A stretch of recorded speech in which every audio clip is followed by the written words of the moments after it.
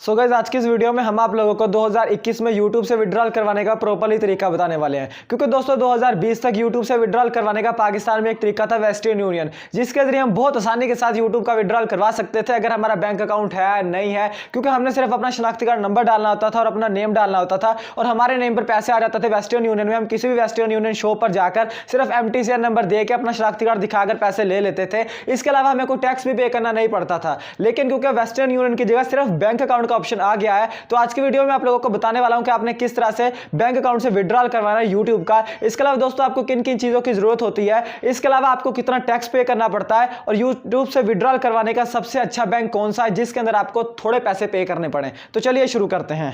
अब दोस्तों सबसे पहले मैं आपको YouTube की अर्निंग का सर्कल समझा देता हूं। क्योंकि दोस्तों जो YouTube की अर्निंग का सर्कल है वो पहले जैसा ही होगा जैसे 2020, 2019 या 2018 में था।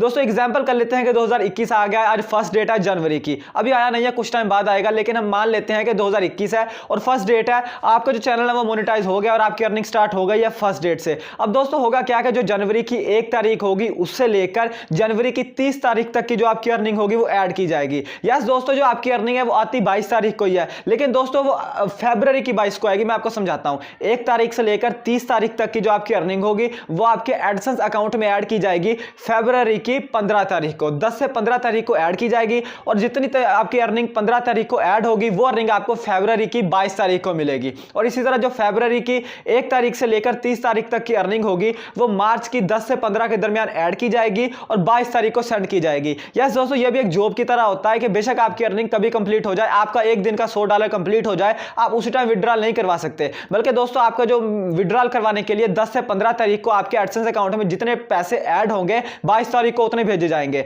अगर दोस्तों क्या है कि आपके एक तारीख से लेकर 30 तारीख तक की अर्निंग बनी है $99 और इसी तरह आपकी जो फरवरी की 1 तारीख को बन गए अचानक $100, तो वो जो $100 है वो मार्च पर चले जाएंगे। जो जनवरी की जो $99 ऐड हुए हैं वो आपके 10 से 15 के दरमियान फरवरी में ऐड होंगे और 22 तारीख को आपको विड्रॉल नहीं दिया जाएगा क्योंकि $99 आपके बने हैं। अगली 22 तक आपको वेट करना पड़ेगा क्योंकि मार्च की 10 से 15 के दरमियान वो जो पैसे ऐड होंगे 100 से ज्यादा है, फिर उसके बाद वो 22 तारीख का आपको सेंड कर दिए जाएंगे। मींस कि आपके जॉब की सर्कल की तरह है कि जब भी आपके पैसे कंप्लीट हो एडिंग आपकी 10 से 15 के दरमियान होगी और पैसे आपको 22 तारीख को सेंड किए जाएंगे। अब दोस्तों थोड़ा सा आपको फॉल्ट ये भी मिलेगा, वेस्टर्न यूनियन में ऐसा होता था कि 22 तारीख को हमें कंफर्म पैसे मिल जाते थे, पैसे हमारे पास पहुंच जाते थे, हम सेंड कर देते, 22 तारीख को हम सुबह जाकर भी पैसे ले सकते थे। लेकिन बैंक के अंदर एक ऐसा फॉल्ट होता है कि अगर दोस्तों बैंक के अंदर वो आपको पैसे सेंड करते हैं तो अगर उन्होंने 22 तारीख को आपको पैसे सेंड किए हैं तो वो आपको 15 दिन के अंदर अंदर सेंड किए जाते हैं। यह नहीं है कि वो आपको 22 को ही आपके बैंक अकाउंट में ट्रांसफर किए जाएंगे, बल्कि 22 तारीख को आपके गूगल एडसेंस से आपको कह दिया जाएगा कि हमने पैसे सेंड कर दिए हैं और आपको कभी भी आते होंगे। अब वो आने में आपको कितना भी टाइम लग सकता है, आपको 1 दिन लग सकता है, 2 दिन लग सकते हैं, 5 दिन, 10 दिन,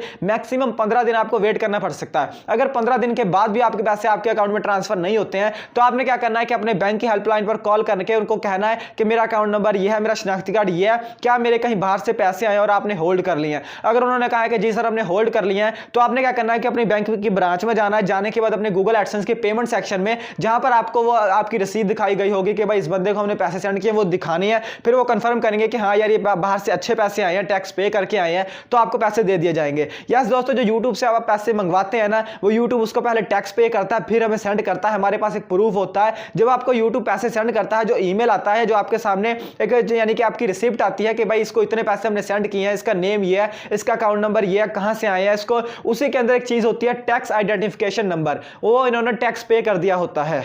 अब दोस्तों बात कर लेते हैं कि YouTube से पैसे निकलवाने के लिए सबसे बेस्ट बैंक कौन सा है। तो यहाँ पर दोस्तों काफ़ी सारे बैंक्स अवेलेबल होते हैं, जैसे कि अलाइड बैंक है पाकिस्तान के, Allied bank, Meezan bank, UBL bank, HBL bank और भी काफ़ी सारे बैंक हैं। अब दोस्तों यहाँ पर मैंने काफ़ी सारे अपने दोस्तों से बात की है तो उन्होंने दोस्तों डिफरेंट बैंक्स में अपनी पेमेंट मंगवाई है। अब दोस्तों जो सारे बैंक्स हैं ना, उन्होंने जो पेमेंट काटी है वो किसी के $15 यानी कि टैक्स काटा है यहाँ से, यानी कि वहाँ से पैसे सेंड किए हैं $100, यहाँ से किसी को मिले हैं $85, किसी को मिले हैं $95, किसी को मिले हैं $75। मेरा एक दोस्त था, उसने कहा था कि सर मैंने 110 रुपए का मेरा विड्रॉल था यूट्यूब से। अब जो मेरे मीज़ान बैंक में आया तो इन्होंने मुझे सिर्फ $70 दिए, यानी कि 32 के करीब डॉलर की इन्होंने टैक्स काट लिया है। तो दोस्तों यहाँ पर वो मेरे 2-3 दोस्त हैं जिन्होंने UBL के अंदर विड्रॉल करवाया था, उन्होंने कहा कि सर इन्होंने हमारा सिर्फ $3 से $4 का काटा है। यस दोस्तों जो सबसे कम जिन्होंने फीस काटी है ना, टैक्स काटा है जिन्होंने, वह UBL बैंक। तो इसीलिए मैंने भी अपना UBL बैंक में अकाउंट ओपन करवाया था, क्योंकि दोस्तों पहले मेरा था लेकिन अब मैंने, क्योंकि मेरे दोस्तों ने कह दिया कि आप इसके अंदर विड्रॉल करवाया करो, उसके अंदर टैक्स थोड़ा है, मुझे वहां पर बहुत ज़्यादा टैक्स पे करना पड़ता था मीज़ान बैंक के अंदर,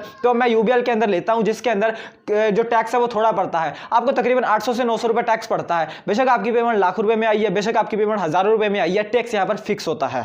अब दोस्तों बात कर लेते हैं कि जब आपने पेमेंट सेक्शन ऐड करना होता है एडसेंस के अंदर, तो दोस्तों वो आपसे कौन कौन सी डिटेल्स मांगते हैं। तो दोस्तों यहाँ पर सबसे पहले आपसे मांगा जाता है, वैसे तो बहुत सारी चीज़ें मांगी जाती हैं, लेकिन जो एक्स्ट्रा चीज़ें होती है ना वो आपने फिल नहीं करनी होती है। दोस्तों वहाँ पर बहुत सारी चीज़ों के नीचे ऑप्शनल लिखा होता है। ऑप्शनल का मतलब ये होता है लिखो ना लिखो कोई फर्क नहीं है। तो जो मेन चीज़ें हैं वो 4 चीज़ें होती हैं। पहली चीज़ होती है आपका नेम, जो आपका नेम है बैंक अकाउंट के अंदर जो स्पेलिंग्स हैं वो आपने बिल्कुल सही तरह से लिखनी है। आपका नाम जो भी है, जैसे कि मेरा नाम है मोहम्मद जुनैद खान, इंग्लिश के अंदर था तो मैंने इंग्लिश के अंदर ही फिर पेमेंट मेथड में भी ऐड किया के अंदर। दूसरा वो चीज पूछता है कि आपका बैंक नेम क्या है, तो आपने बैंक नेम लिखना है। बैंक नेम जो आपका होगा वो लिखना है, जैसे कि मीज़ान बैंक, यूनाइटेड बैंक या यूबीएल बैंक, जो भी आपने पूछ लेना। बैंक का फुल नेम पूछ लेना है, आप अपने हेल्पलाइन पर भी कॉल करके पूछ सकते हैं। तीसरी आपने अपना अकाउंट नंबर देना है, वहां पर आपने अपना अकाउंट नंबर नहीं देना है बल्कि आपने अपना आई बैन नंबर देना है। जो अकाउंट नंबर होता है दोस्तों वो कम इंचों का होता है, लेकिन आई बैन आई थिंक 18 या 17 डिजिट्स का होता है, काफी बड़ा होता है। उसके इंग्लिश के वर्ड्स भी होते हैं, मैथ्स के वर्ड्स भी होते हैं, काफी बड़ा सारा यानी कि आपका आई बैन नंबर होता है। तो अगर आपको आई बैन नंबर नहीं पता है तो शायद आपकी वो चेकबुक पर लिखा हो। अगर चेकबुक पर नहीं लिखा या आपको कोई रेसिप्ट नहीं दिया जिसके अंदर आपको आपका आईबीएन नंबर नहीं बताया गया है,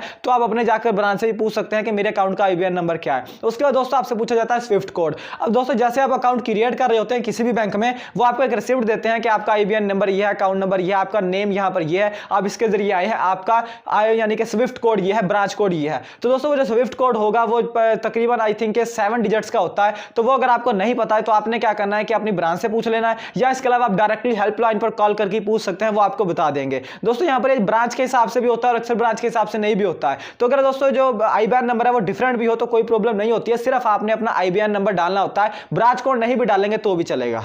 अगर आप इस पर डिटेल पे वीडियो चाहते हैं, मैं हर चीज आपको लाइव करके दिखाऊं, अगली पेमेंट आपको लाइव में निकलवा कर दिखाऊं, तो मुझे कमेंट भर दे। यहाँ पर जितने ज्यादा कमेंट आएंगे मैं वीडियो बना लूंगा।